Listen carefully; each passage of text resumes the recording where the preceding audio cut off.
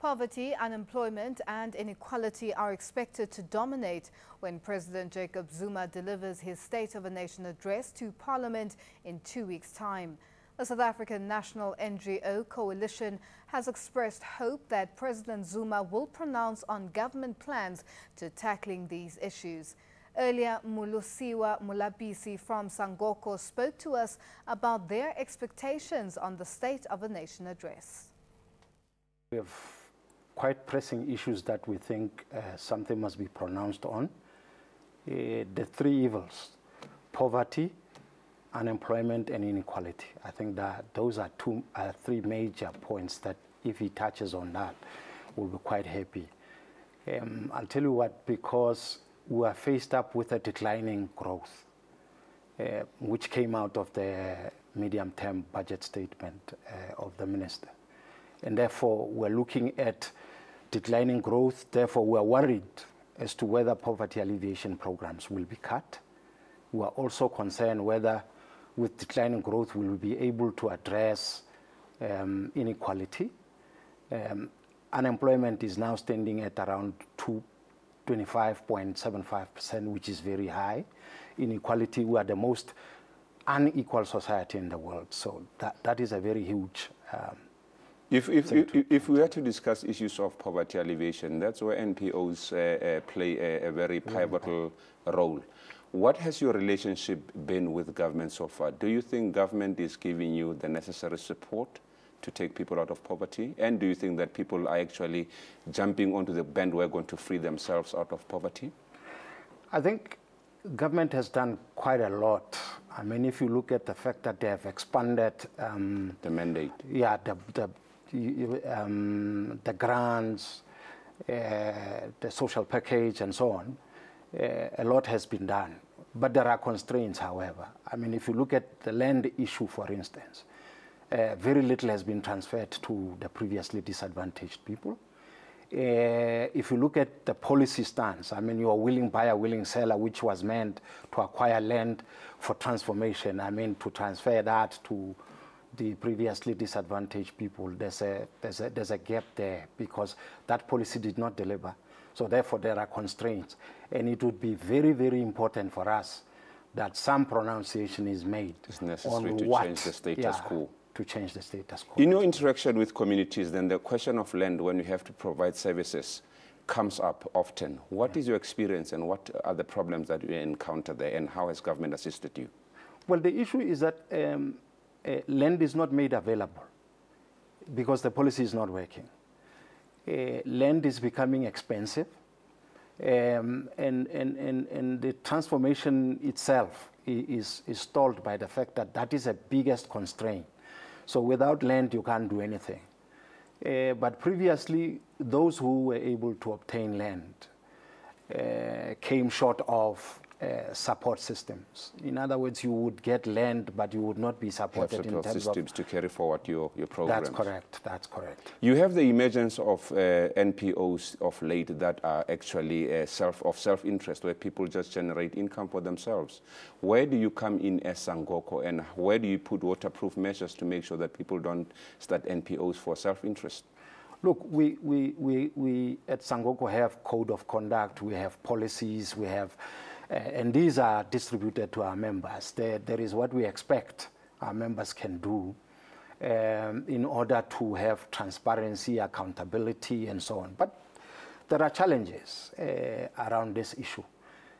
One of the challenges is that some grassroots organizations, in terms of capacity, are not able to go through the requirements. For instance, compliance is an issue. It's a very, very big issue.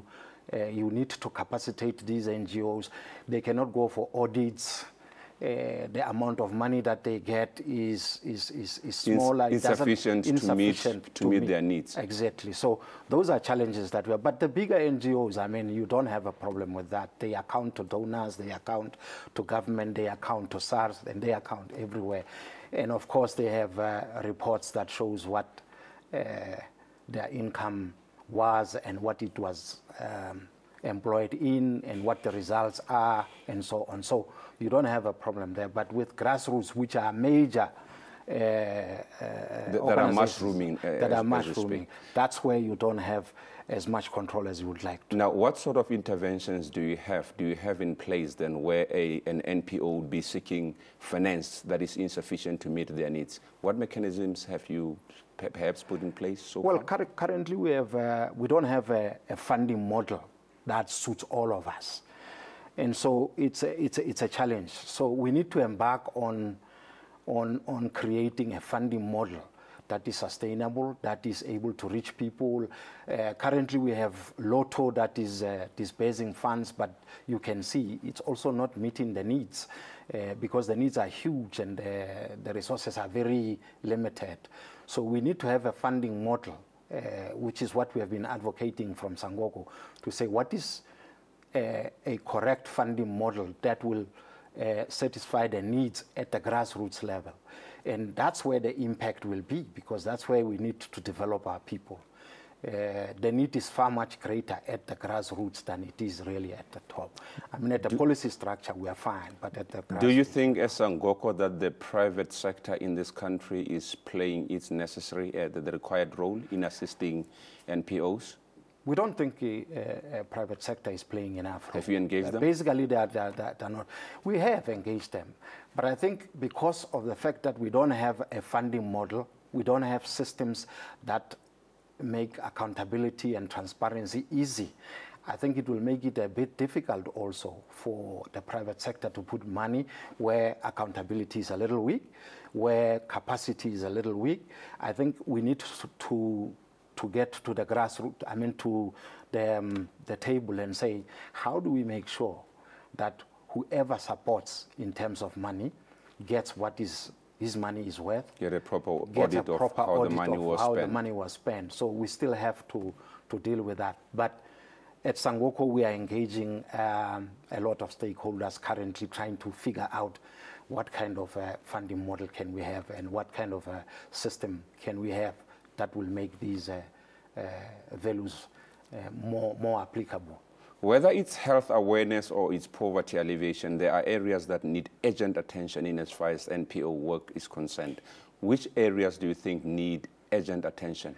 I think implementation level is very, very critical. What do you think is the problem with implementation in this regard? Because often they go chicken jowl. Yeah, I think we have not found our footing how between the NGOs and government, you know, how that working relationship has got to be up to a certain standard, up to a certain level where we can do joint programs, but we can also go into memorandums of understanding, legalizing issues, and making sure that every stakeholder there plays his or her role. Those are some of the constraints, and also the capacity within state and the capacity within NGOs. NPOs. Yeah, that needs urgent attention. And what has the evolution been as far as the succession role within NPOs is concerned, from one authority and leadership to the next? Aren't you experiencing any problems? And where does SANGOCO come in to say this is how things should go forward? Succession is very, very critical.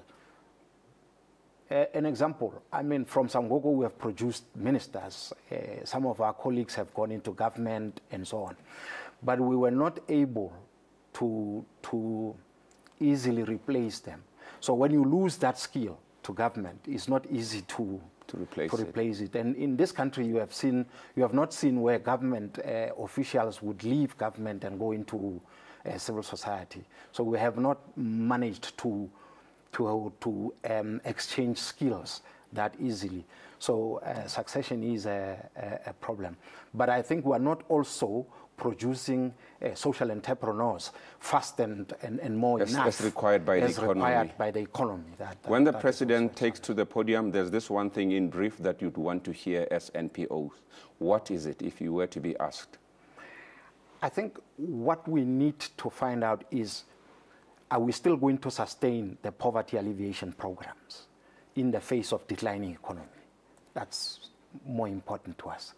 Will we see cutting down of those social programs as the growth of the economy declines? Because we have growth of the population but declining economy. So that is worrying. And of course, we know that it's going to go to the limit where debt is going to come in.